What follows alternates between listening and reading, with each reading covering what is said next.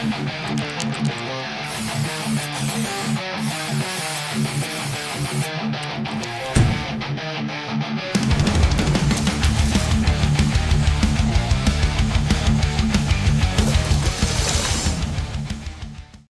everyone, and welcome back to Cut the Bullshit.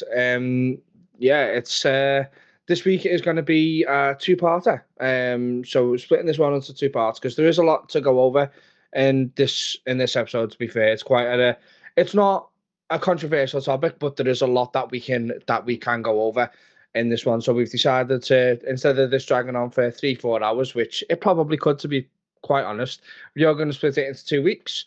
So we are talking about gaming and like the whole industry. To be fair, so it's quite a deep topic for a lot of people out there as well. There are people that play a lot of games and stuff like that as well. So it's gonna be a good one. We're going to try and have some laughs, but there are going to be some facts and stuff in there as well. So we do hope that you're going to enjoy this one. What do you think about it, man? Yeah, it's an interesting subject. Especially as me and you are sort of opposite ends of the spectrum, if you like. You game a hell of a lot more than I do, with a hell of a lot more games than I do.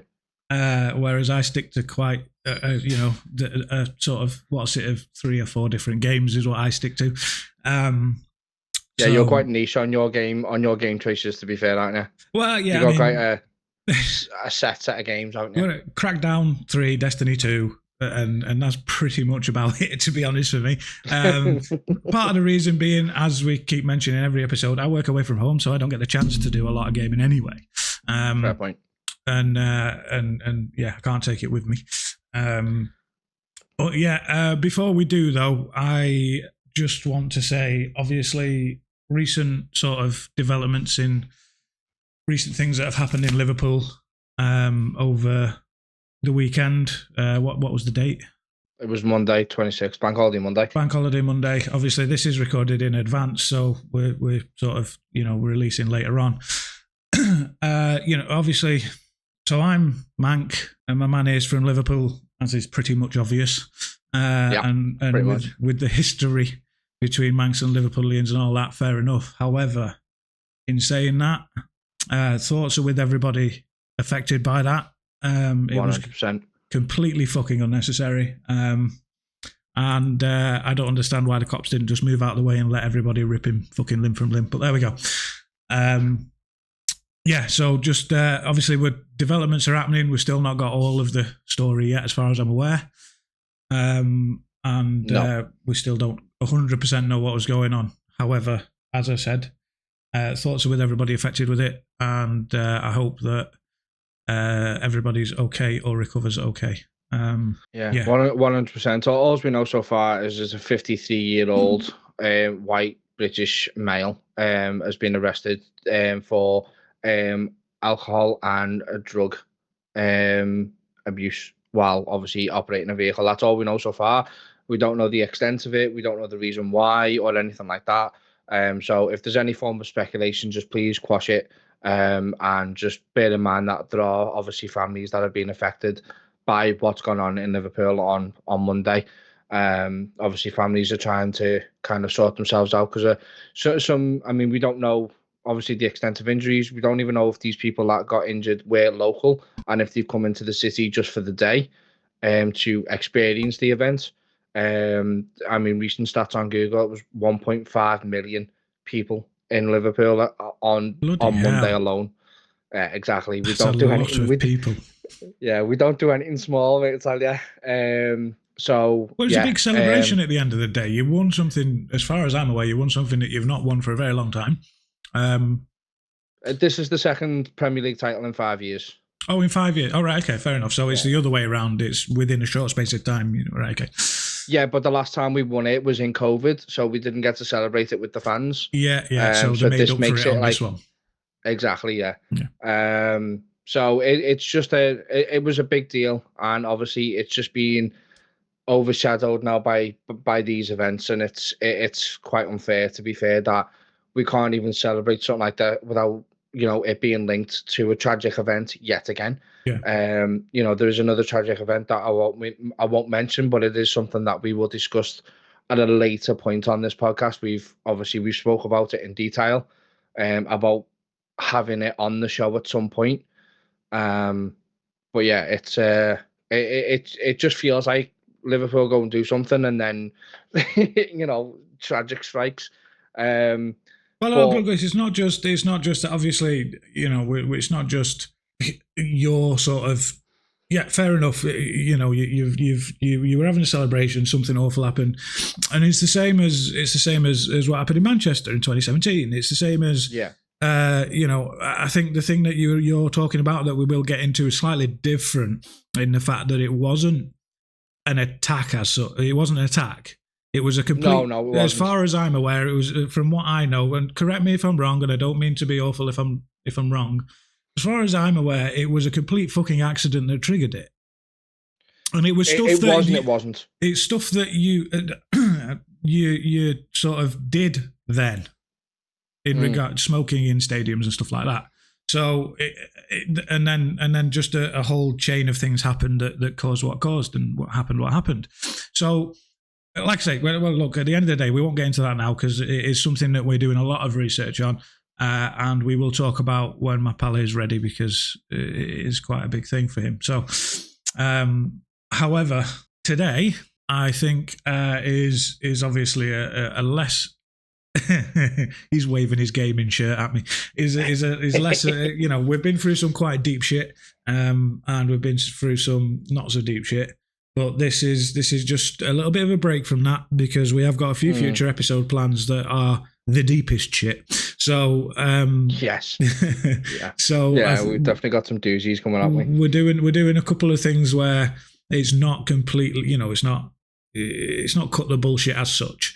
However, some things that this fucking dopey twat has said is bullshit. So. But before we get into that, though, there is one question I do want to ask. Right, and we've said from the start, we've said in the trailer and everything that we want this to be, we want this to be educational, but we also want it to be fun as well. Okay, so there is a question that I want to ask, and I've seen this on a podcast before, and I guarantee you've seen this. More than likely. So I think you watched the actual podcast, and I won't name it just in case we get like fucking I don't know Shadowband or something like that or whatever. Yeah. But the question is, if I gave you £100,000 right now, no strings attached, just £100,000, or £100 million, but I also gave you a marble, which one are you taking? Well, hang on. I think you've fluffed that a little bit. What does the marble do? Oh, I haven't, because there are conditions. So the marble cannot leave your person at any point. As soon as you lose that marble, instant death. So that has to remain on you at all times. If you're in the shower, or if you're in bed, you're on a party out, or whatever it is you're doing, that marble has to be on your person at all times. But if you lose it, instant death. Okay, I've got a way around that. I'd take the bigger money in the marble and just get the marble implanted under my skin. That's a bit weird, isn't it? Where would you get it implanted? Have a third bollock? No comment. No, I'd just get it implanted under my skin somewhere that doesn't matter, thigh or something. Because it's not going anywhere then, is it? Well, won't it, won't it affect your bloodstream or something? I don't bloody know these things. Well, it's just the same as a piercing, isn't it? A skin diver piercing, it's going to be the similar thing to that. What, would you just get it attached to your bum and just walk around with a permanent marble wart on your ass? I think. Do you know what? I'm going to ask you a variation on that question. Go on then. Can't wait for this. So 10 million, no strings attached, like you had, was it? Yeah. And what was the other one? 100 million. 100 million. But you take the 100 million. Let me see if I can remember it, because this is from the same podcast, I think. A snail is after you for the rest of your life. Ooh. And if that snail gets to you, same thing as if you lose a marble. Instant death. If that snail gets to you, yeah. There is nowhere you can hide, nowhere you can run. You have to keep going, or at So least I have to keep moving.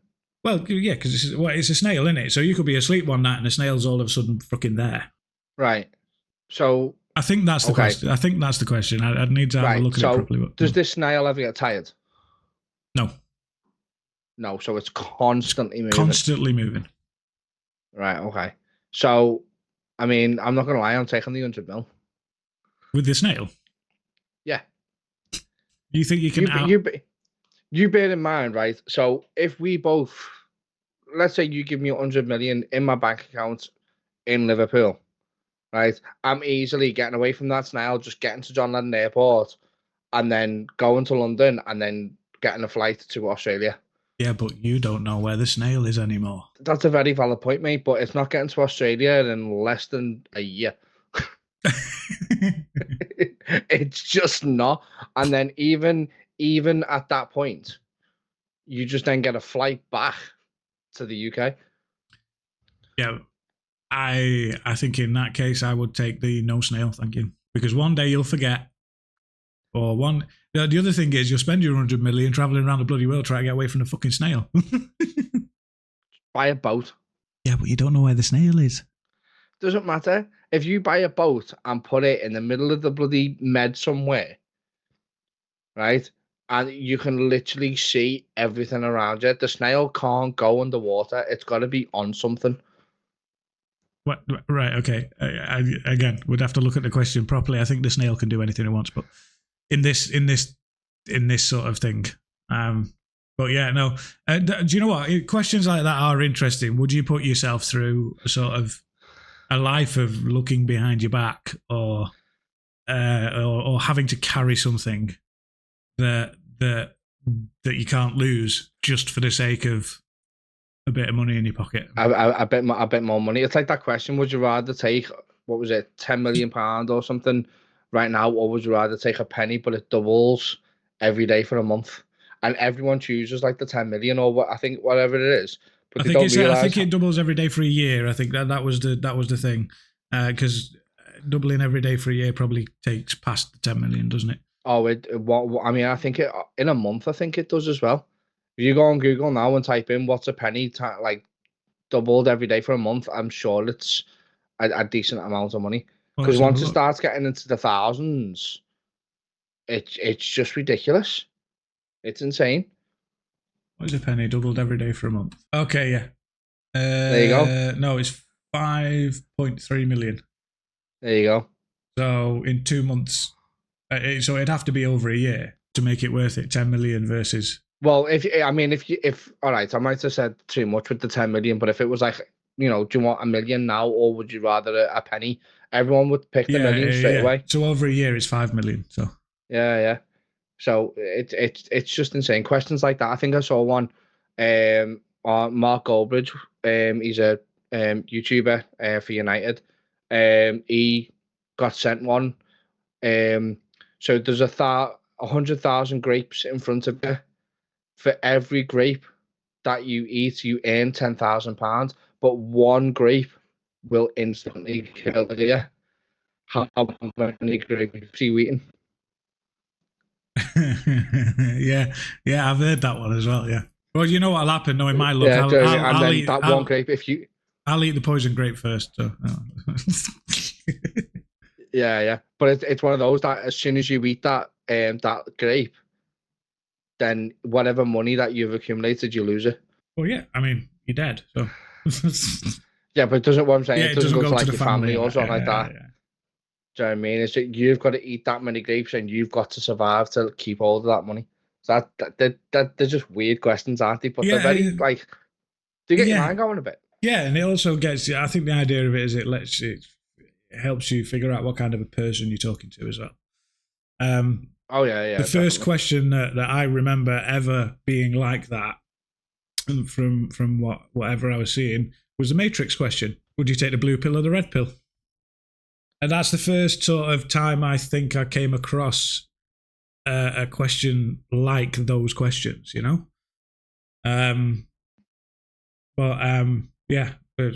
Christ, we could make a fucking episode out of talking about these questions, Definitely. But let us know in the comments below, guys. If our question to you is, 100,000 grapes in front of you, and for every grape, you earn £10,000. But one grape out of those 100,000 will instantly kill you, and you will lose the money that you've banked. How many grapes are you eating? Let us know in the comments below how many you're getting through before you cut it off. Yeah, well, like I say, I'll try it, but I'll probably end up eating the poison one first. So Probably, and that'd be my luck as well, to be fair. Right, let's get into the episode, shall we? So the first thing I want to touch on is it's a bit more of a recent event, but as we all know, you don't know, but if you are a fan of games, you will know that in September, Gearbox is releasing Borderlands 4. So it's the fifth game in the Borderlands, or sixth game of the Borderlands franchise. And yeah, Randy Pitchford, the CEO of it is a stupid name, to be fair. Randy. So Gearbox's CEO tweeted out the other day, because we were a lot of questions were being asked about the price of Borderlands 4 and is it going to exceed, $80? And he basically said, A, it's not my call. B, if you're a fan, you'll find a way to make it happen. My local game store had was it Starflight? Starflight for Sega Genesis for $80 in 1991 when I was just out of high school working minimum wage at an ice cream parlor in Pismo Beach, and I found a way to make it happen. So that was a tweet that he put out. And I just want to talk about it for a minute because that just feels like an absolute slap in the face to gaming fans, to be fair, because we know games are expensive these days, and we know we know games are expensive, and we know the time and effort that devs put in and stuff like that to get these games up and running and out for release and stuff like that. But that just feels like an absolute slap in the face to me. Yeah, I'm going to translate that. Go on. Buy it or don't buy it. I don't give a fuck. This is what it costs. If you're not going to buy it, fuck you. If you are going to buy it, you're going to pay for it anyway because we know you like our games. That's what the translation of that is. Basically, he's gone, we can charge them $80 because we know that they're going to fucking pay for it. It's as simple as that. I mean, yeah.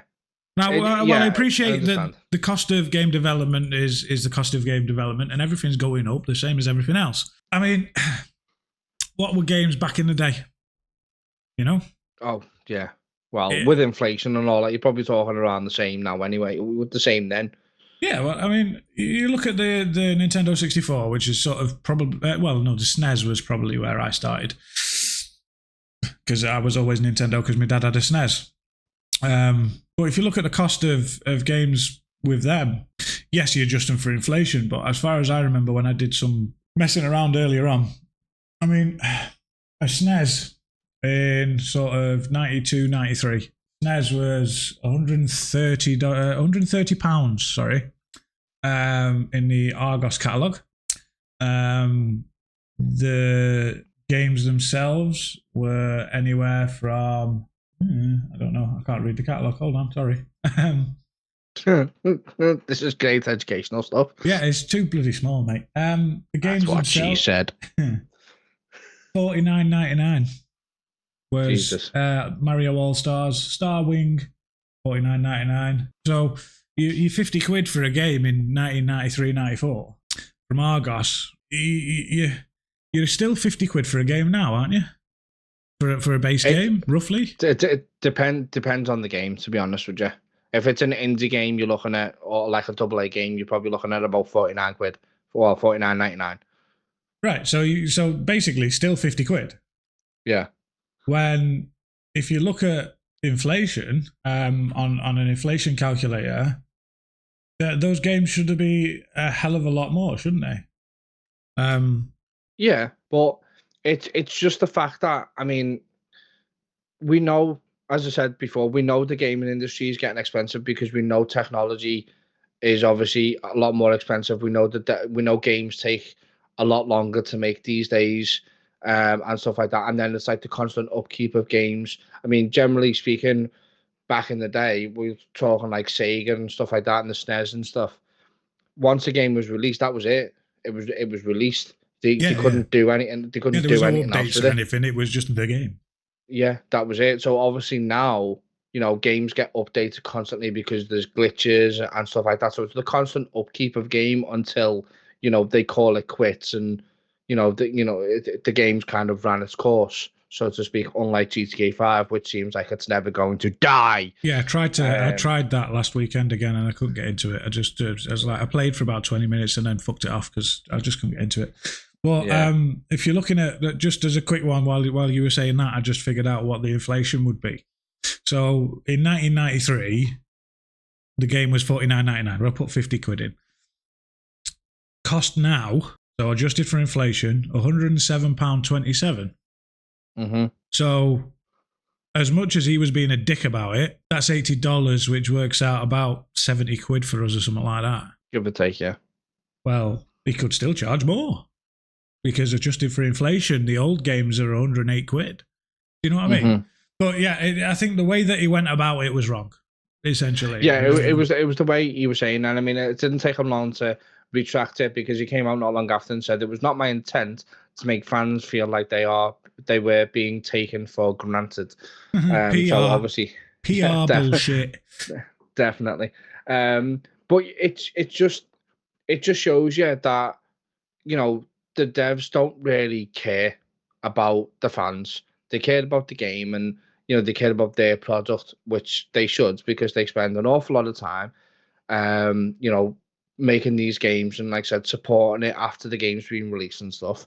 But you can't come and say that because, again, without us, without the gamers, you have no industry. It's as simple as that. You have no profit margin without people paying for the game. Yeah, I think you pay for. Look, I've just pre-ordered the July expansion and what's it of Destiny 2. Now he's pulling a face because he doesn't play it anymore because he got bored of it, which is fair enough.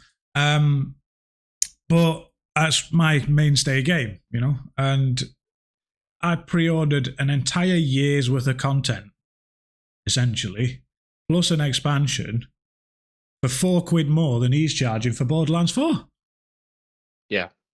But Borderlands is a standalone game, is it not? It's not a server-based game, is it? Or have you turned it into a server-based game? No, it's not. It's not Destiny, basically. Yeah, it's a standalone game, but obviously it does have. They do support it like quite a bit afterwards. There is. You can still push stuff and stuff like that. Yeah. You can grind for better equipment and stuff like that. Like end game, like the end game is really good for Borderlands. I mean, I'm replaying Borderlands 3 now. To be fair, because I absolutely love Borderlands. You're one of the people that'll buy it regardless. I'm not going to buy it straight away. To be honest, that makes a change. If it's the problem with me is because obviously I've also got a YouTube channel for my content as well for gaming, so I feel like I have no choice at the same time. But at the same time, I really don't want to pay 80 quid for it. Well, surely it won't be that long before it's on offer anyway. Well, I mean, if he's got any form of bloody cojones, he'll take a tenner off it. Yeah. Do you know what I mean? Just to make sure, just to think of it, then it'll feel like a apology. Pity buy. Yeah, it'll feel like a pity buy, to be fair, won't it? It'll be like, oh, shit, I upset everyone, so where's the tenner off? Well, I mean, that's the thing. Like, the point of it is, so this is one thing that I really hate about hardcore gamers. And this is part of the reason I've left a lot of gaming stuff on Facebook, mainly. Think back to when Cyberpunk 77 was put out. Yes, it was released too early, even though they put it back 7 times or whatever it was. And it still was buggy and wasn't ready, was it? No, it wasn't. It was nowhere near ready. Right. So while I appreciate that at the end of the day, the amount of money that it costs to develop these games, like Cyberpunk, I think Cyberpunk was on the list that we'll go through at some point of the most expensive games to develop. While it still represents thousands of hours of people's hard work. Yeah. Just to have some fucking arseholes sat in fucking basements or whatever absolutely slate it And it's like, look, nobody gets things perfect first fucking time. Yes, they put it off, so you would have expected it to be better than it was. We appreciate that, but there's no need. It's the same with films. It's the same with any other stuff that takes so much time and money to develop, and so much of somebody's personal life as well, because I'm assuming these game developers don't have a fucking personal life, to be fair, because they'll be under the pump all the time, won't they? Yeah, possibly, yeah.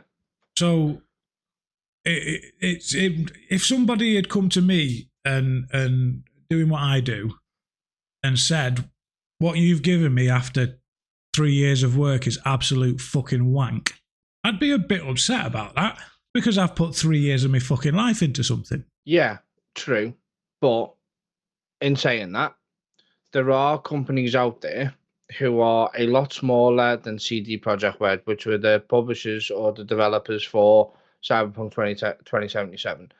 There are companies out there who are a lot smaller, who have made games without glitches and are able to stick to a timeline. And the games have still been really, really good. Atomfall, for example, it's a AA based game. It's not perfect, but it's loosely based on Fallout, and you can tell by the way the game plays and everything like that. But it's loosely based on Fallout, but it's set in the UK. Nowhere near as big as a company as like CD Projekt Red, Rockstar, anyone like that. And they made a pretty good game, to be fair. Now, the biggest issue with the likes of Cyberpunk is it's such a big company, and on that list, that I mean, we'll go probably in our part 2 episode, to be fair. On that list, if I remember rightly, was also The Witcher 3. The Witcher 3 was made by the exact same company who made Cyberpunk, and Witcher 3 goes down as one of the best games of the last 10 to 15 years, 20 years. I wonder whether it's a case of too many cooks then. I mean, I wonder whether possibly. it's a case of the fact the team is so big working on this game that the stuff just doesn't gel when it comes to joining everything together. I don't know how they develop video games. As far as I know, it's all coding. And I don't know, though. I don't know if you do, but I don't. So maybe it's just that. Maybe it's a case of you've got 20 teams working on 20 different fucking parts of it. And then when they come to bring them together, somebody's put a 0 or a 1 in the wrong place and it's just gone tits up, and they've got to try and find that 0 or 1 to change it. You know what I mean? It depends how they develop games. And I don't know that, like I say, but maybe it's that. Maybe just the teams are too big. Maybe they need to make the teams smaller. Maybe fucking Atomfall, which I have started playing, maybe Atomfall has been designed and developed by 3 or 4 lads, you know? Whereas Cyberpunk 2077 was developed by a team of 100 people across different departments. Yeah, 100%. I mean, that's more than likely, obviously, what you'll have. You'll have probably one department doing, like, character design. You'll have one department doing, like, the story part. You'll have one department doing, like, the game and mechanics and stuff. So I get what you're saying. But when you delay a game like GTA 6, I mean, that's been on the radar for years. We've known about it for absolute years. We get a release date, and then a couple of weeks after the release date, they go, "Oh, wait, no, it's not going to be ready in time. We're going to delay it until May next year." Punch. Hang on. See, my thing with GTA 6, right? Like I said before, I tried to play GTA 5 again, and I couldn't get me. I just didn't like it. It's as simple as that. GTA 6 is about to rant. GTA 6 could have come out 4 years ago. Give you one guess why it didn't. I have no idea. Don't be so sarcastic, you cunt. People kept buying GTA 5. That's why. If you stopped buying GTA 5, you could have had GTA 6 a hell of a lot earlier. GTA 5's been going for what, 10 years? Well, it came out on the 360 originally. Yeah, what was it? Well, it must be 10 years, surely. Give or take, yeah. 10, 13 years, something like that. Right. So what they did was they went, every time a new gen console came out, which there's been 2 new gen consoles since in each one. So the PlayStation and the Xbox, there's been 2 new gen consoles of each, hasn't there? Since. Yeah. So every time they did it, they remastered it so that it could work on those consoles. And swathes of people that bought it in the first place rebought it. Yeah. So they were going, well, why should we release another game? We're still making millions on this game. Yeah. It was the introduction of the online as well, with the all different things for the online. But it was original release date was September 2013 for the PS3 and the Xbox 360. So 12 years, yeah.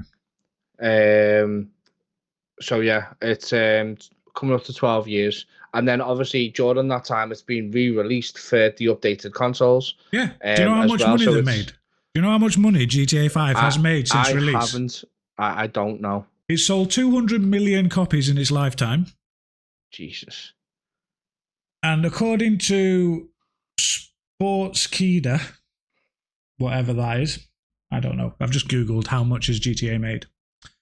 GTA 5 in its lifetime has made $8.5 billion.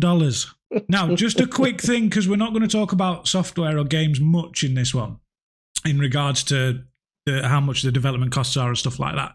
But just to put that into perspective, and something we will talk about in the next episode with GTA 6, GTA 6 is said to have cost between $1 and $2 billion to develop.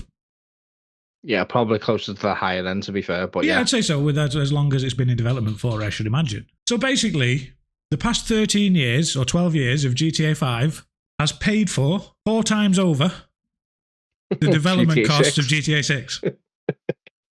So guess what's going to happen? It's going to be another 14 years before you get a GTA, isn't it? Yeah. Because GTA 6 is also going to cost a lot more than GTA 5 cost for us as a consumer. Yeah. I would imagine, since this $80 thing started. So that's just ridiculous. $8.5 billion in 12 years. Mm-hmm. So that's why they won't have released it earlier. I'm going to be in my 50s before the GTA 7. Well, didn't I see somewhere before that GTA 7's already been confirmed and in development? We haven't even got 6 yet. Yeah, exactly. But this is what I mean. So, GTA 6 has took that long to develop and it's cost that much, right? It's been delayed officially again to May next year. Now, if that comes out and there is a groundbreaking glitch in there somewhere, people aren't going to be happy. Yeah, they fucked it. Do you know what I mean? And this is why people were so pissed off with Cyberpunk 2077, because the amount of times it got delayed, and with the size of the company that developed it, it shouldn't have been that bad. And then when it came out, people were like, oh my God, this is bad. People were getting refunds. It was pulled off the PS5 server and everything. So that game had such a bad start to life.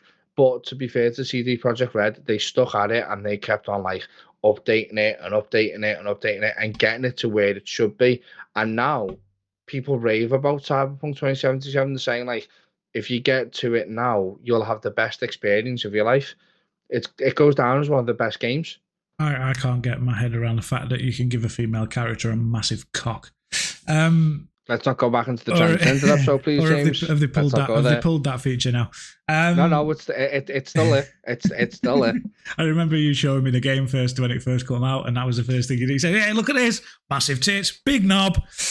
Yeah, it was what went on the character collection. It wasn't just the fact that it just appeared there; it actually swung as well. Do you know what I mean? Like the animation of it. And I think they concentrated too much on that instead of the main game.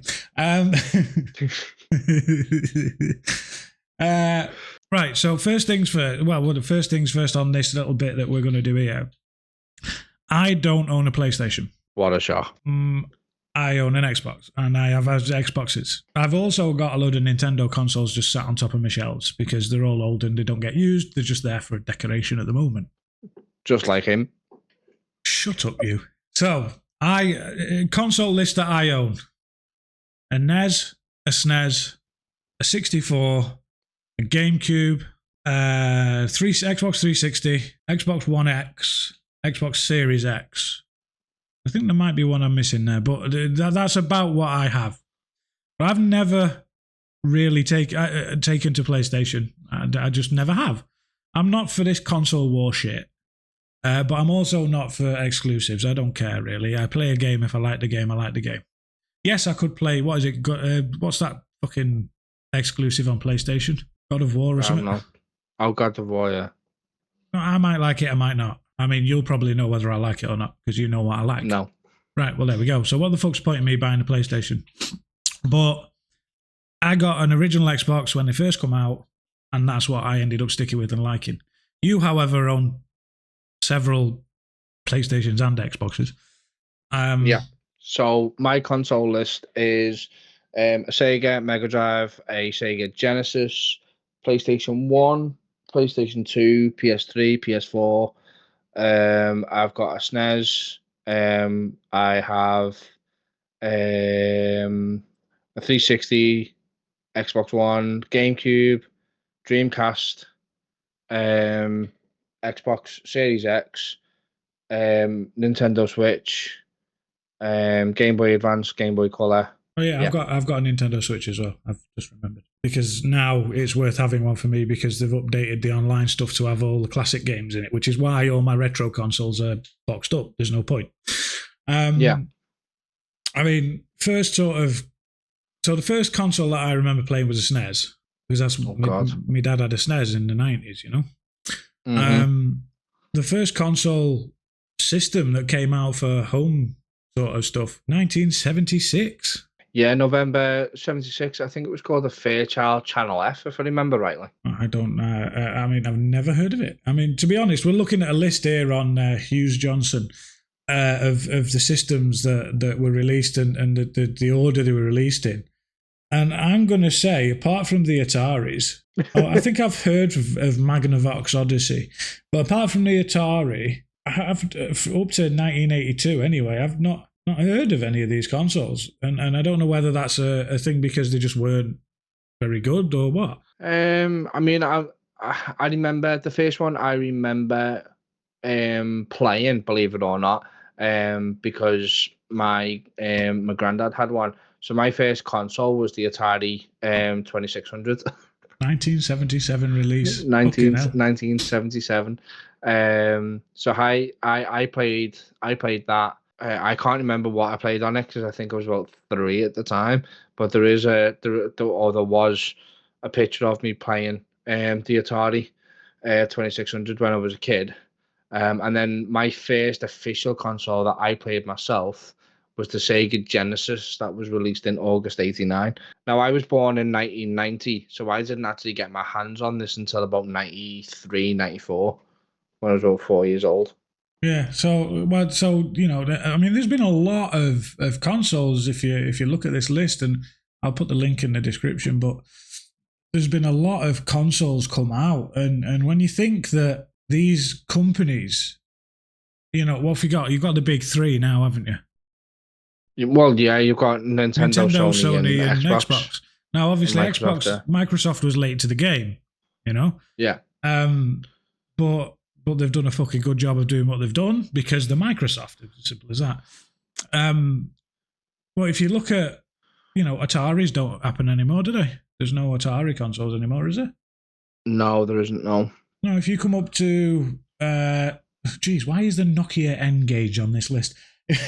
If you come up to sort of past 1996, from what I can see on this list, when the 64 was released. September 96, yeah. Most consoles on this list after that are either Sony, Nintendo, or Microsoft. Mm-hmm. Yeah. There's been a couple peppered in, like I say, the fucking N-Gage, because it was a gaming phone, wasn't it? Yeah, the Gizmondo. I've never even heard of that. There was a Game.com, released 1997, finished 1999. That was obviously great, wasn't it? Well, Game Boy Color, you know what was like a good solid period though, let's be honest, like looking at this list, was from October 2000 when the Sony PlayStation 2 came out, and then up to 2003. So if you look at what was released in that time, so October 2000, you had the PlayStation 2, probably hands down one of the best consoles that has ever been released, to be fair. And then you had the game a year later, or nearly a year later, in June 2001, you had the Game Boy Advance. I had one of them. Then you had a couple of months later, you had the first Xbox, and then you also on the same year you had the Nintendo GameCube. That period there from 2000, October 2000 to October 2003, that period was just insane. Yeah, I think so obviously with hardware, you can have great hardware all you want, but if your games are shit, well, what's the point? if your games are shit, yeah. For example, I had a Switch in 2020, but I got rid of it. I sold it because they didn't have the games, because the online wasn't up to much at the time either.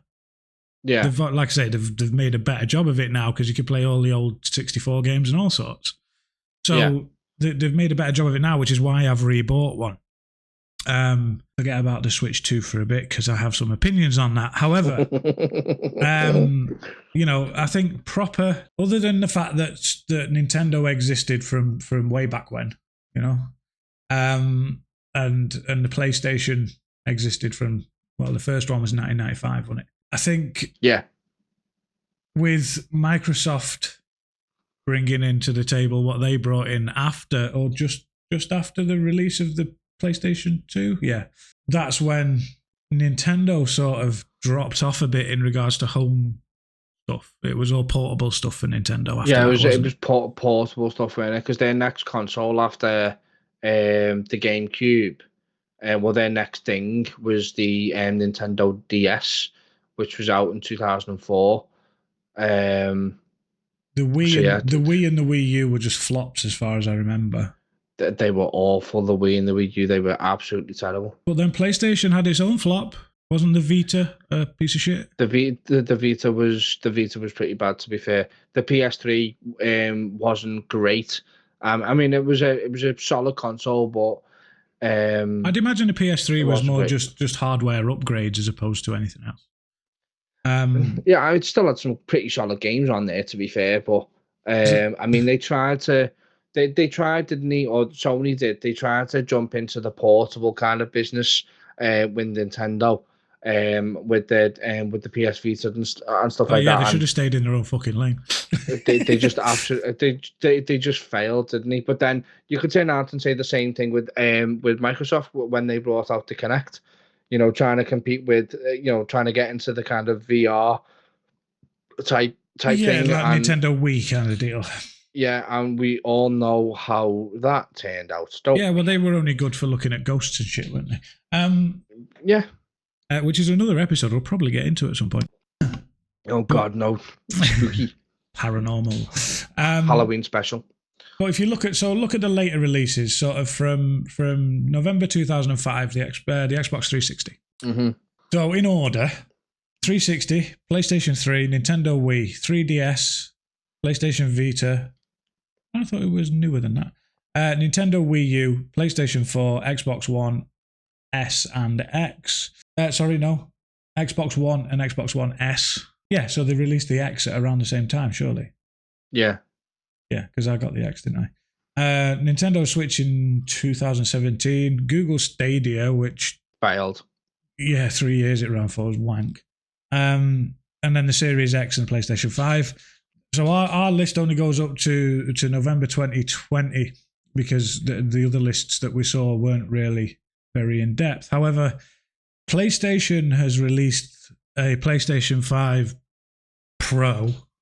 I mean, it's still a PS5. Do you know what I mean? It's a slight upgrade, and if you ask anyone, like who had the base console to the Pro, there's not that much of an upgrade considering how much they were charging. I was going to say, there's not that much there's not that much of an upgrade, but they decided to whack 400 quid on the cunt.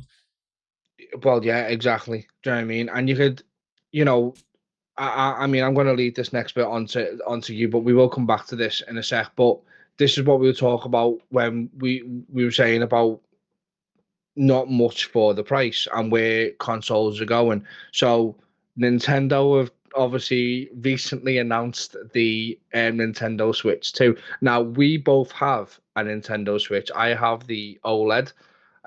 So it's like so we both got the OLED, which is kind of like the Nintendo Pro version of the Nintendo Well, Switch. it was just an upgraded screen, wasn't it? Well, yeah, but they have just released, or they announced the Nintendo Switch 2. Do you want to take this one? Right. How much did you pay for your Xbox One X? So I got a limited edition Halo 20-year anniversary one, so I paid $480 for mine. So you paid $480 for your Series X, right? Just a quick story around this. I've never pre-ordered a console before. So when the Series X come out and I could afford it, I pre-ordered my first ever games console. But all the times I've ever got consoles, they've been much later than when they've been released. So me and my friend fucking pre-ordered them, didn't we?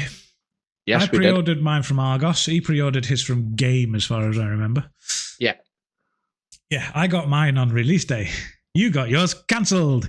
So not only did I feel good that I managed to pre-order a console, I also got it before he did, which makes a change because he usually gets everything before I do. But yeah, so I paid $449, I think it was the release price of the Xbox Series X. The Switch I paid 300 odd quid for, I think it was 329 quid or whatever it was from Asda, because I got some Asda vouchers. The Nintendo Switch 2 with Mario Kart, so with a game, they want £429 for. Now just put that into perspective. Now I don't know much about specs and stuff. I do know that the Series X is an extremely powerful console. Yes. Hence why it's not really been changed much since they released it. I also know that the Nintendo Switch, regardless of the fact that it's a new one and it's a Switch 2, doesn't have a fucking patch on the specs of a fucking Xbox or a PlayStation. Even the base models of a like the cheaper Xbox Series S and just a base PS5 would absolutely outshine a Nintendo Switch 2. Because we've spoken about the specs of a Switch before, haven't we? We've spoken about what we think they should do in order to improve the specs when you're running it on the TV. Because the novelty of the Switch is you can take it with you because you've got your controllers attached to the side of the fucking thing, or you can put it in the dock, put your Joy-Cons in this stupid fucking thing that they've designed, where they could have just designed a proper controller thing to attach it to, but instead they've given you a big fucking square thing. So that's why we all go out and get the Pro remotes, because it's a normal controller. And you can play it on your TV. Yep. That's the only thing, really. And they're not going to get a lot of hardware in that little fucking screen, are they? No. Because otherwise you'd be walking around with a fucking something akin to a 360 with Joy-Cons on the side of it. Size-wise, you know? Yeah. So they're not going. We know that. We understand they're not going to do that. However, what stopped them from fortifying the dock? Why can't they? Because the dock, even the dock that I've got for the Switch 1, and obviously you'll have the same dock, but even the dock that we've got for the Switch 1 is a big piece of kit, really, for what it is. Yeah, it's not.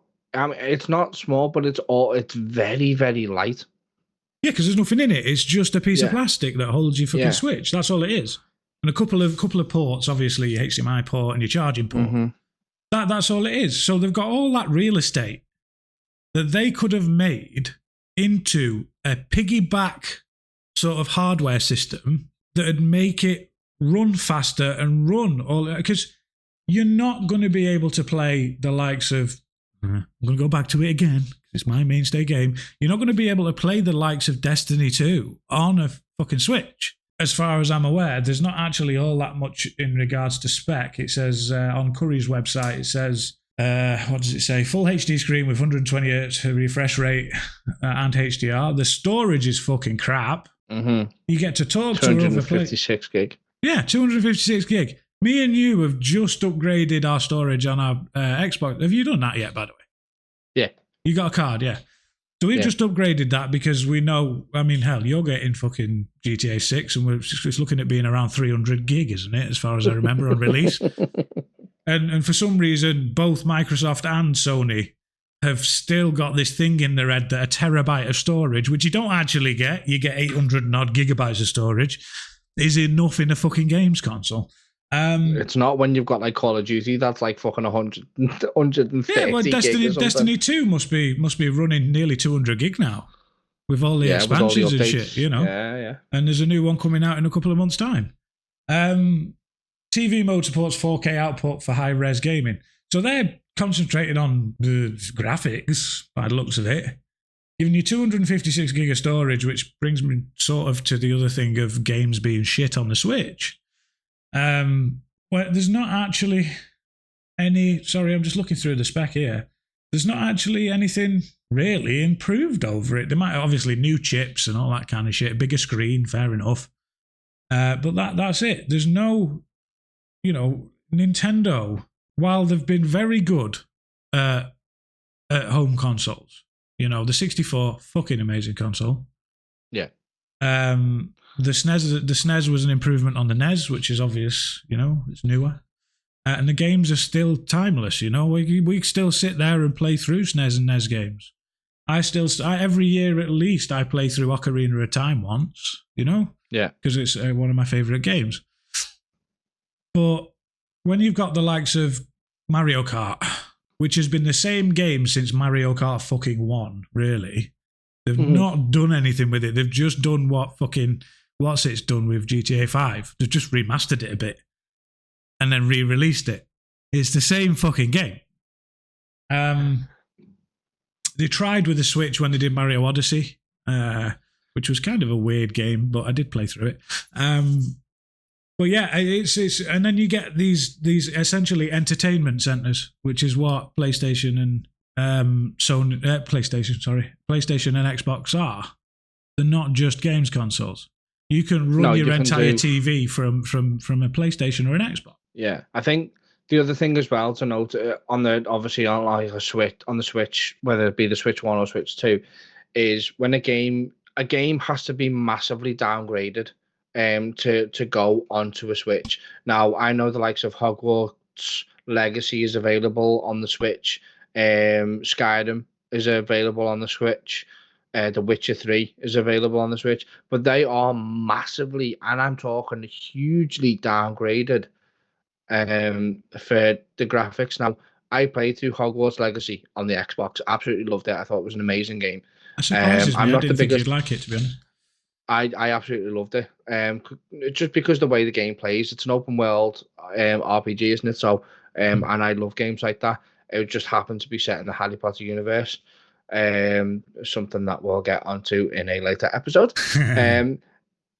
Anyway, but like there was no load screens, anything like that. You could pretty much go wherever you wanted. There was no kind of restrictions. But whereas the Switch, there are tons of load screens. There's a lot of content missed out because the Switch just can't handle it. Now, don't get me wrong, the Switch we know the Switch isn't designed to be a competitor for the Xbox and the PlayStation. We know that because it's not what Nintendo do now. But they're kind of getting to that realm. But the fact that the Switch's biggest novelty is the fact that if I want to sit on my couch and play the Switch, if I want to play Pokemon or Mario Kart on my 65-inch TV, then I can do. But does it really need to be £429? That's the problem. No. That's the problem. There's no. I understand why the Xbox was that. I understand why the PlayStation was that. I don't understand why the PlayStation 5 Pro was fucking 800 quid. But I understand why the base consoles for both, when they first come out in 2020, were 450 quid. Mm-hmm.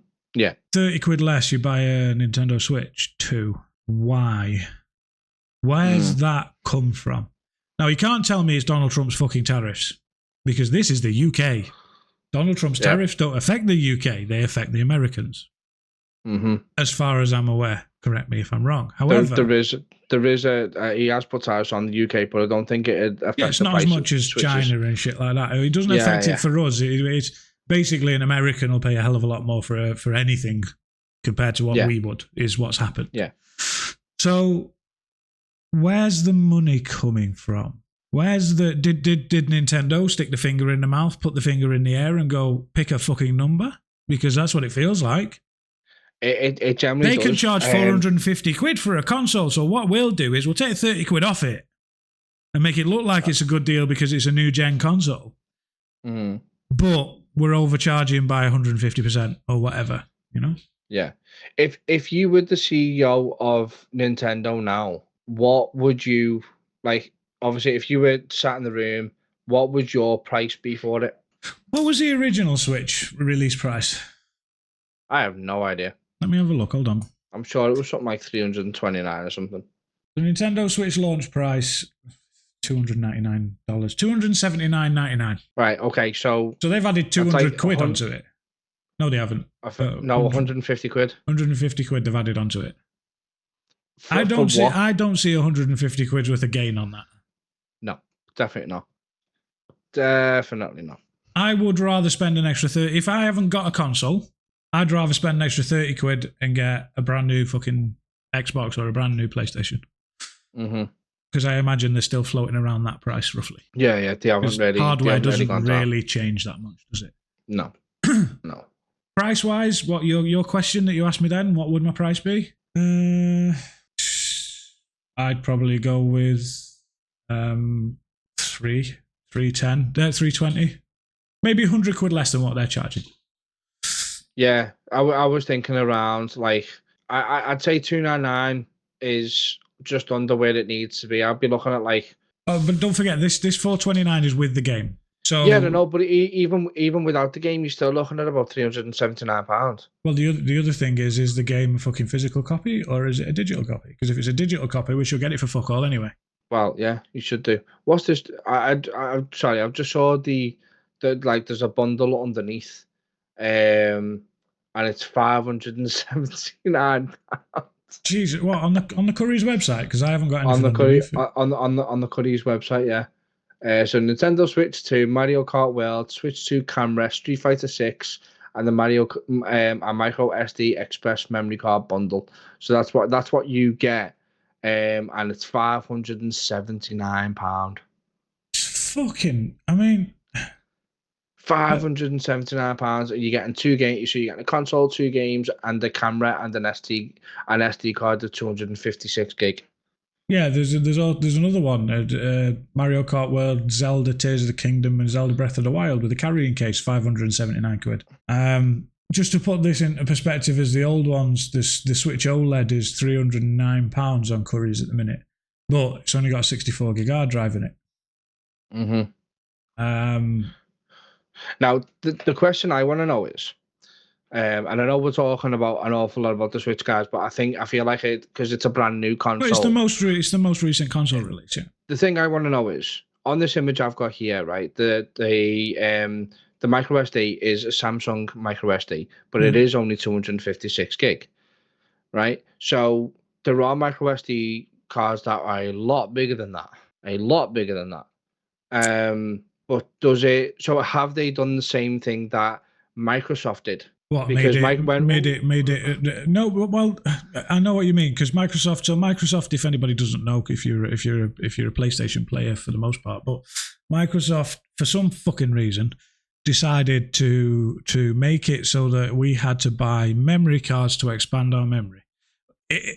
In contradiction to what Sony did with the PlayStation, which was make it so you could put any fucking drive in it, any M.2 drive, which is the way it should be. But what they did was they made it a proprietary card because of the architecture of the Xbox. So in order to run the games at the massive speeds and massive graphics that they put in on the internal drive, in order to run the games off the memory card, they had to license software to a memory manufacturer who was Seagate, was it, to begin with? Yeah. And then Seagate had a monopoly on that, which is why they were damn fucking expensive. Since Western Digital have started making them now, they've licensed it to Western Digital. I can't remember when they started making it, but Western Digital pushed the price down from Seagate. Now, both of us have bought the Western Digital drive because we didn't agree with the fact that Seagate was fucking price gouging because they had the monopoly on it because they were the only ones that had the rights to use the architecture. So it wasn't all that long ago. I think it was Christmas time this year, Christmas time just gone, that I bought the card. Yeah. And were you around the same time? No, I was a little bit late. It was around my birthday. Right. Okay. So it was about a month or so later. And you got the Western Digital one as well, didn't you? I did. Yeah. Yeah, because we didn't. We just didn't want to put money in Seagate's pocket for that because we didn't agree with what they did. I don't think the Nintendo Switch or Nintendo have done what Microsoft did, purely based off the fact that it's not a special architecture. It's not.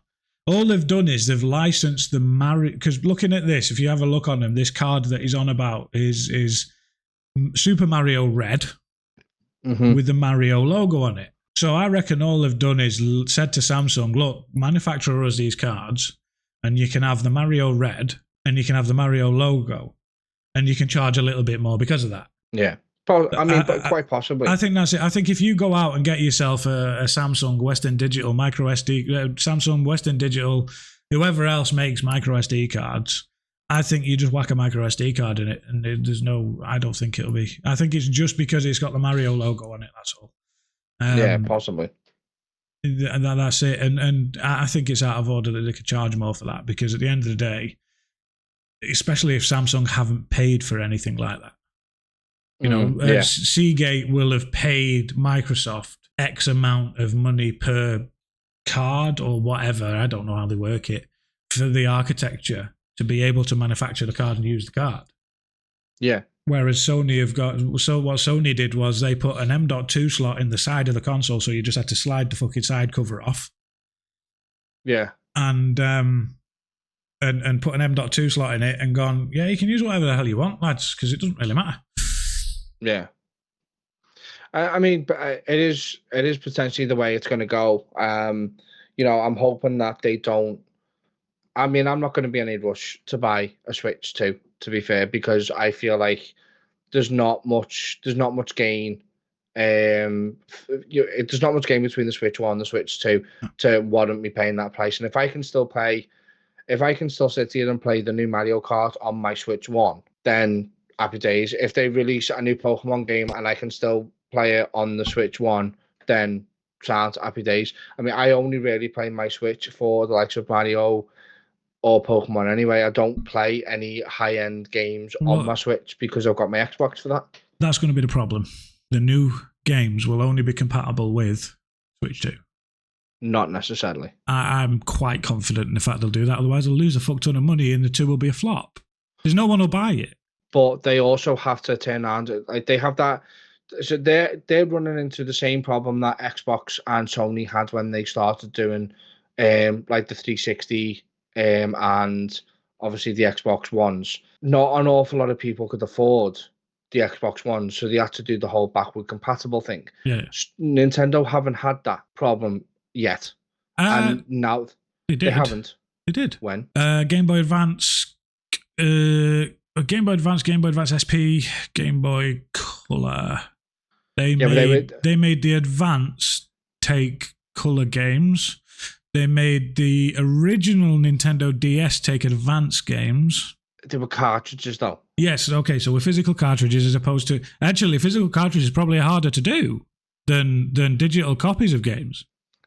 I mean, but they have had the backwards compatibility thing where they've been able to make it so you can play your old... They were also a lot more basic back then. Yeah. I know. I'm not saying they're not. What I'm saying is that they did have the backwards compatibility issue that they pretty easily solved by being able to wire the hardware in such a way that would play the older games.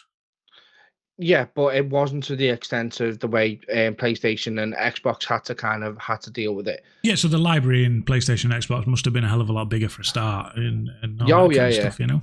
I mean, we're still getting games now where on Xbox we're still getting, obviously on Game Pass, like some old games and stuff like that every so often, and PlayStation are doing the same thing with their kind of backwards catalog thing.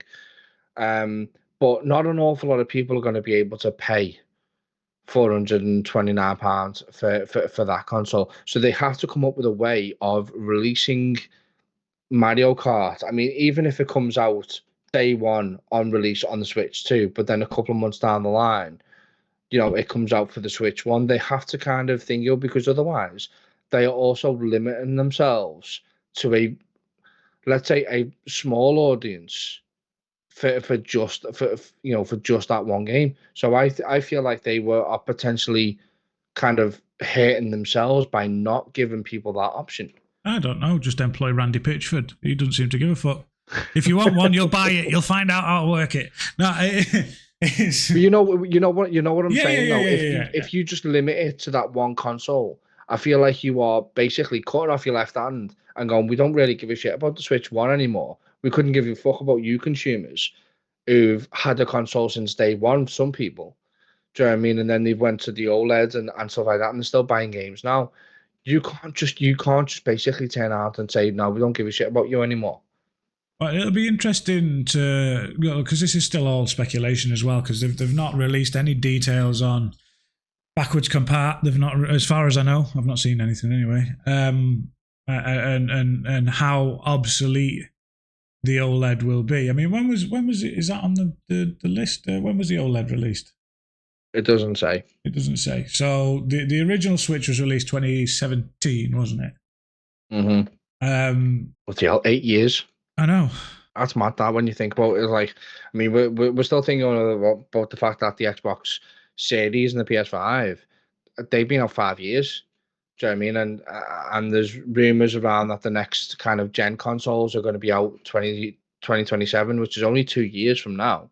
Yeah, but that's about right for. So sorry to interrupt. The Switch OLED was released 2021.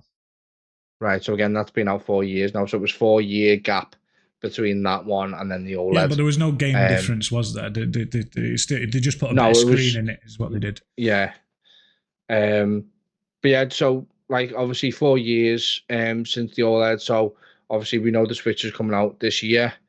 So that again, that's a 4 year gap. Whereas obviously the Xbox and that, we're looking at 7 to potentially 8 years again, which is about right for the lifetime of a console. Yeah, generational console. So 17 to 25 is quite long, I think. 17 to...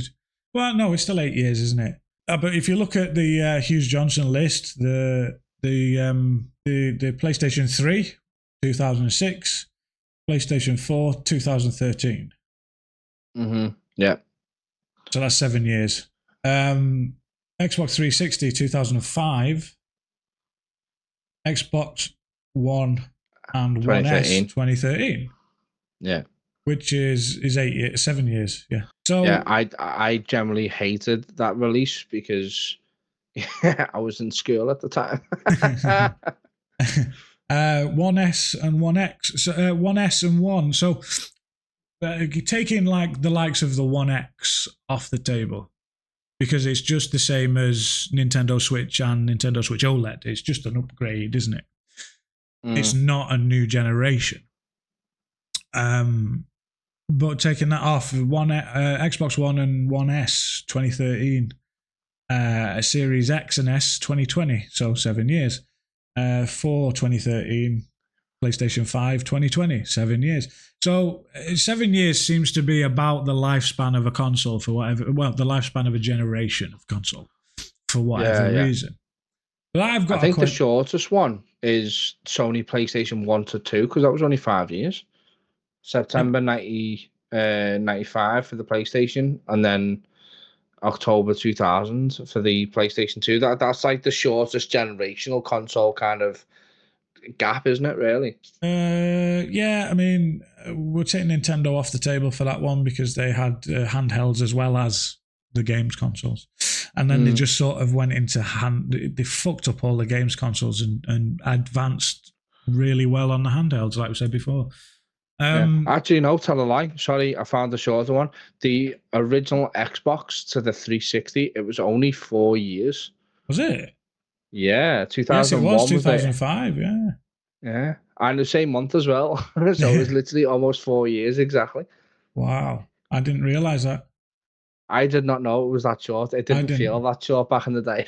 Well, then if you think about the development costs and development time in games and development time in hardware, they need a long distance. I mean, how long? GTA 5's been going for 13 years, like we said before.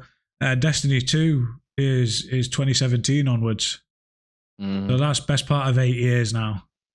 Yeah. You're the reason why we haven't had the Destiny 3 yet. No, they will never get a Destiny 3. They'll just keep building on Destiny 2. But I've got a question for you. We're going to sort of... You've touched on sort of next-gen stuff. You've said, as Google's AI overview, when we Google next-gen consoles, the Xbox, obviously, because that's sort of what we both primarily play. You do have PlayStation and you do play it, but you're primarily Xbox, aren't you? Yeah. So Microsoft is planning next-gen Xbox consoles for 2027 alongside a new Xbox-branded gaming handheld, which could be interesting, and a potential new controller option. The next-gen Xbox is expected to be more PC-like, potentially with support for third-party storefronts like Steam and the Epic Game Store. Have they not confirmed that they are putting Steam on it already? No, not yet. They're in talks to do it. Right, okay. So 2027 is when they think they'll release the next-gen consoles, with the handheld from Xbox looking at sometime in 2025.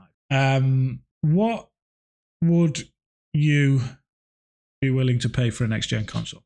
Because my guess is that the price is going up. Honestly, considering I paid $480 for the one that I've got now. Yeah, but it was a special edition one, wasn't it? So you would pay more for it. It was a special edition one. If it's over $550, I'm at that point. I'd be pushing. I'd be like saying it's too much. That. Yeah, I think I agree with you. We both feel that instead. So, in order to get a spec similar to the Xbox Series X. I wish they'd just call it 1, 2, 3, and 4 like PlayStation did. In order to get a spec similar to the most recent Xbox console for a PC, the Xbox was £450 on release, or $449.99 on release. You'd be spending close to probably 4K on a PC. That's just picking numbers, I'm sure. I mean, think about the graphics card's going to be the most expensive bit. You can spend fucking $2,500 on a graphics card. Mm-hmm. So why? I mean, yeah, granted, the systems are probably slightly faster. The upgradability is there, but I'd still rather buy a new games console every 7 years than buy a new graphics card every 7 years. Well, I mean, we all know that as soon as you buy a graphics card, it's out of date. Well, that goes for anything PC. As soon as it comes off the production line, it's obsolete. They've created something else. You know? So having a PC for 7 years, it's massively, massively out of date if you don't upgrade it. And having the consoles, yes, they are out of date, but it's the cheaper option because there's not much upgrading that can be done with a console. Like I said, depending on how it's worked, you can update the memory and stuff like that. You can buy a new controller, you can buy a new headset, whatever. But there's nothing that you have to do to upgrade it.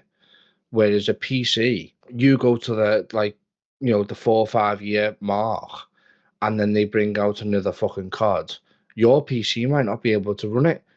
So then you've got to go out and try and buy the next gen fucking graphics card to be able to play that game. There's far too much money in PC gaming. Yeah. It costs far too much. And this is why, for the most part, we're console gamers. I prefer console gaming anyway. I have a PC that's... I'm recording this on a laptop that's capable of playing certain AA games. Not AAA, it's not quite good enough, but AA games. The likes of RoboCop, Rogue City, is it? Rogue Nation, yeah. Whichever one it is, and a few others that I can play. Burnout Paradise if I really wanted to. Helldivers 1 and 2, just the ones that I've got installed on here. I never bought the laptop for gaming. I bought it for other things, but I found out that it would play certain games. So I just don't, personally, I don't see the point in getting a PC to game with because it's big, it's cumbersome. I can't hang it on the wall behind my TV like I've got my Xbox. It just makes no financial sense for me. I mean, to be honest with you, it probably makes no financial sense for me to game at all because I don't. But it makes no financial sense for me to buy a gaming PC. Unless I'm using it for other things that the gaming spec comes in handy for, which is why I've got the laptop I've got. Games cost-wise, what's the maximum you'd be willing to pay for a game? You know, what if GTA 6 comes out? GTA 6 comes out and it's 120 quid. Then they can go and swivel on a chocolate stick. Yeah, it's because they've made 8.4 billion on GTA 5, so they can fuck off. I mean, I have paid. I think the most I paid for a game was Diablo 4, and I paid 120 for that. Yeah, but that wasn't just a base game, was it? No, it came with like other bits. It came with DLC, or it came with the first DLC and stuff like that as well. So, that's pretty much the most I've paid for a game, like on release. I know for a fact that there's games that I've had, for example, Assassin's Creed Valhalla. I paid for multiple DLCs, like you have with Destiny. Yeah, the same as I do with Destiny. I've probably sunk a lot more into games, after its initial release. But I feel like if you're just getting a base game, no extra DLC, no cosmetics, no nothing, no early access, anything like that, if that base game is like £100, I feel like that's just too much at that point, and then that's where I feel like I'd have to just call it quits. I think there'd be a lot more people like us who would wait for it to come on offer. What's that Warhammer game that we're on about? Space Marine, is it, or whatever it is? So yeah, they've just announced Space Marine 1. So obviously that was originally on the 360, and it is coming on to day one Game Pass in June. Space Marine 1, so it's initially going on to Game Pass on day one release, as well, which will save a lot of people money, to be fair. Well, but if you're on Game Pass, yeah. Yeah, I absolutely loved Space Marine 2. I could not get enough of it. Well, so I got it recommended by yourself and by a lad at work, who likes it as well.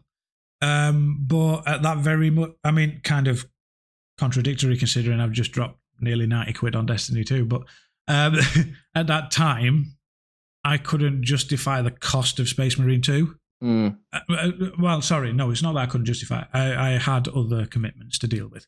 And I still do now. Something I've not told you, I'm getting a new vehicle, which I'm picking up at the weekend. So I've got other stuff I've got to deal with. And because Destiny is my mainstay game, that's where I drop my money. I'll get Space Marine. I'll play number 1 because it's on Game Pass and I pay for Game Pass. But I will get number 2 at some point, preferably when it's on offer. Because we've had this before where we've bought a game together. Both of us have bought the same game. One word. Shit. Anthem. But I've bought the physical copy and he bought the digital copy. And I came out of that better than he did. Let's put it that way. Because when we found out it was shit, I could trade mine in and I got Crackdown 3. He couldn't get a refund, so he lost 50 quid. I lost 20 quid, essentially, is what happened. And this is why I prefer physical copies of games generally, especially games that we've not played. Again, with Destiny, I don't mind having digital copies because I know I will play it and I know I will like it regardless. Like I said, we'll talk more about games in the next episode because there's stuff that we're going to go into with it. But I don't like the fact that I reckon games are going digital, whether we like it or not.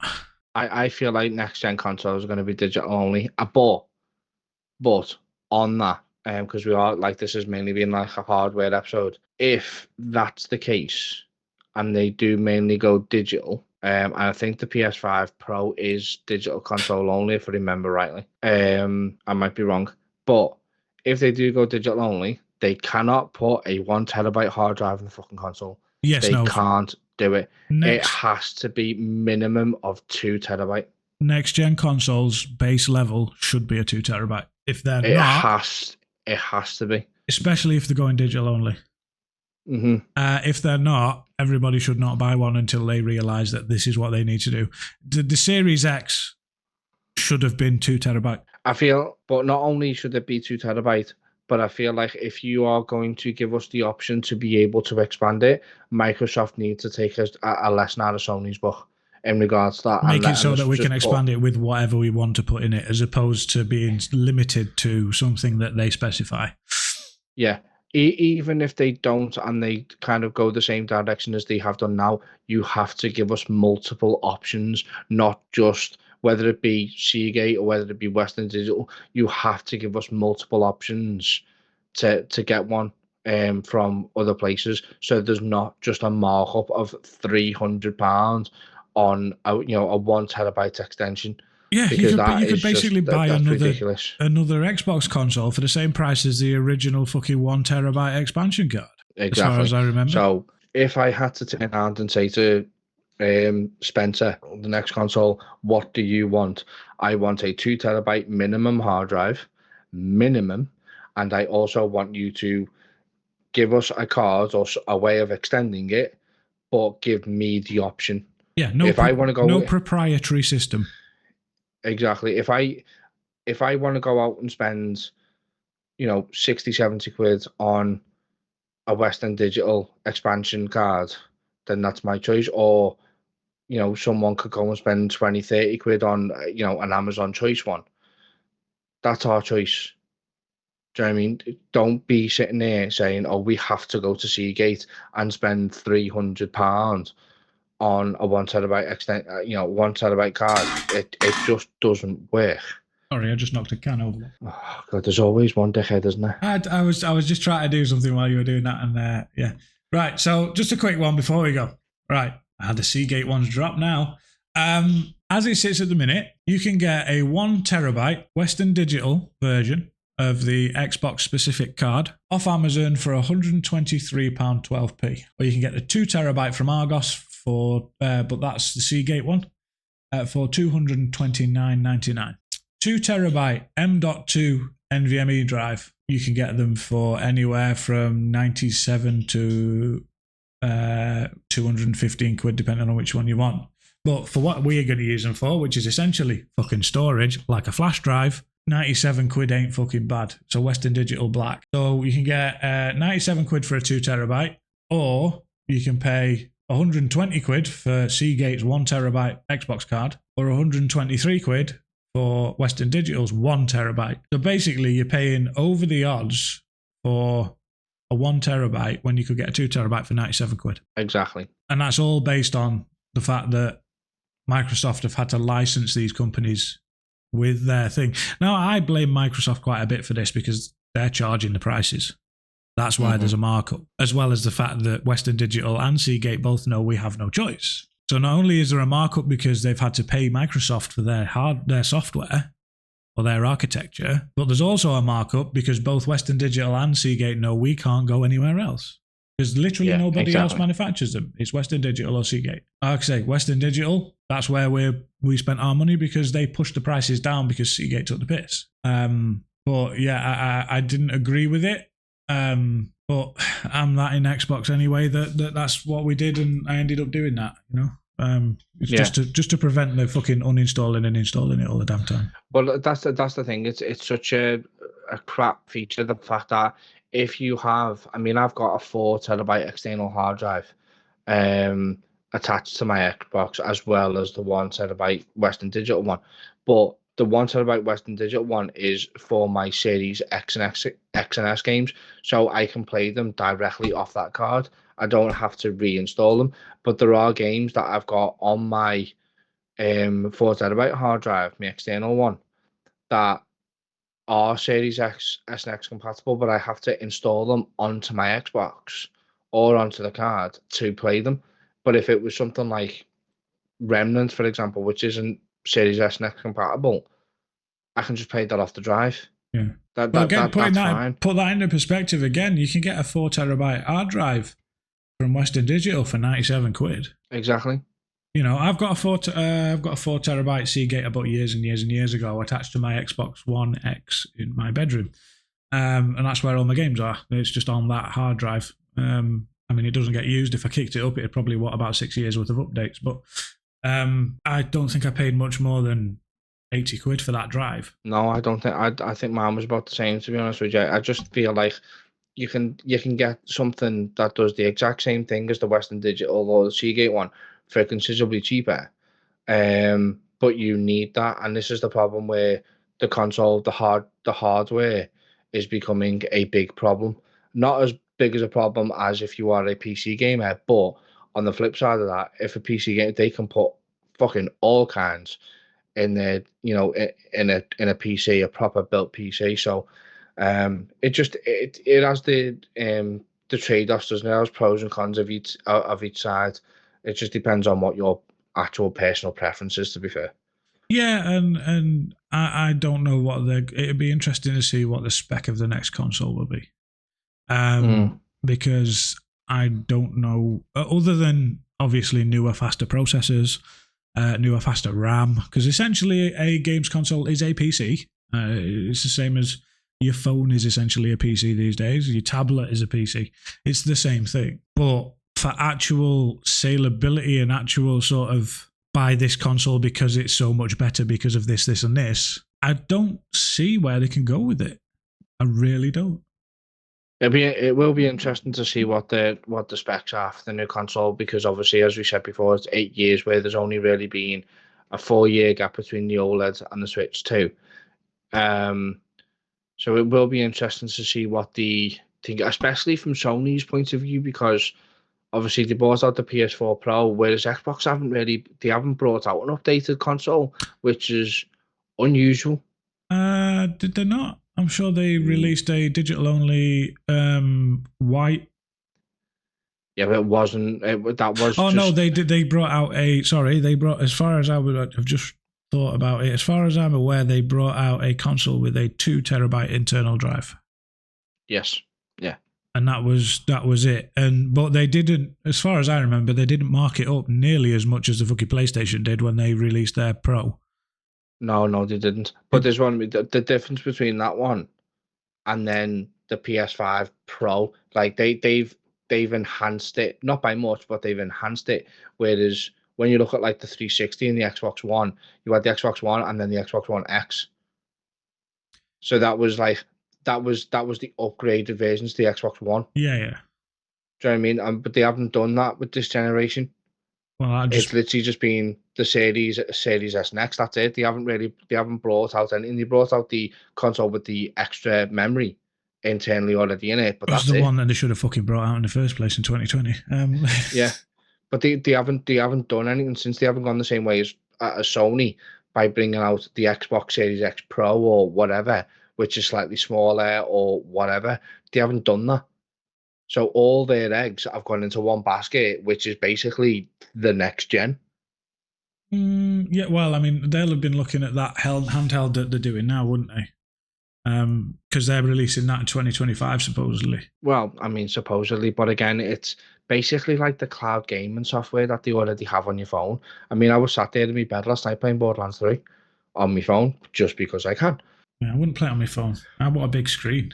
Yeah, same, but I'm just saying that they have the software there already. They just want hardware to go actually with it, but the software for it is already there. They just need the actual hardware to be able to back up that service.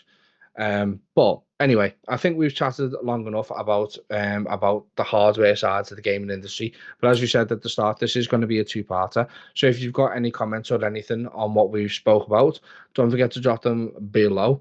But if you are watching on YouTube as well, don't forget to like, comment, and subscribe, and turn on the bell notification icon so you never miss an episode from us.